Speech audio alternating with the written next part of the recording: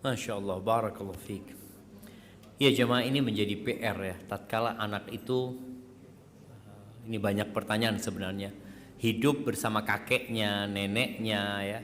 Yang terkadang mereka atau kerabat-kerabat lainnya yang sebenarnya mereka mungkin belum sefaham apa yang kita pahami tentang agama ini. Sehingga ada kelakuan-kelakuan, tindakan-tindakan yang kurang baik yang itu ditiru sama anak kita. Apa tugas kita? Memang kalau bicara tugas kita yang utama itu bagaimana menghindarkan dia dari karakter buruk itu. Kenapa disyariatkan hijrah? Karena ditakutkan ada dampak dari lingkungan, dampak dari tadi tokoh-tokoh yang ada di sekitar kita yang mempengaruhi kehidupan anak kita. Maka cara pertama adalah memang menghindarkan hal itu. Kalau bicara nasihat, nasihat itu ungkapan di lisan, dari lisan kita. Sedangkan anak ini lebih berpengaruh atau lebih terpengaruh dengan apa yang dia lihat daripada dengan apa yang dia dengar. Itu PR yang berat sekali.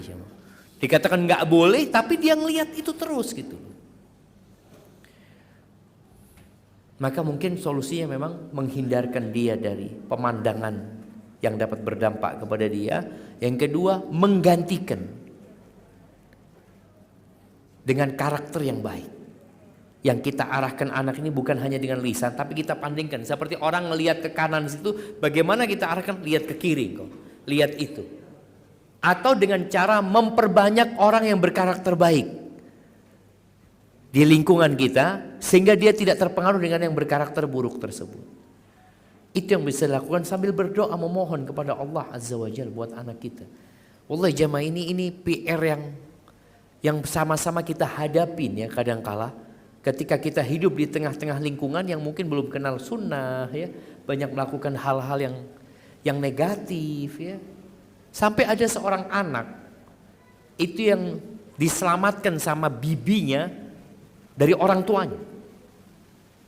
Anak itu ketika tumbuh besar ditanya anak ini, "Nah, engkau kalau masuk surga kepingin apa?" Dia ngomong apa?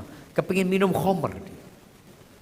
Dia itu ketika masuk surga yang pertama dia inginkan kepingin minum khamr. Kenapa? Karena dia selalu melihat bapaknya minum khamr.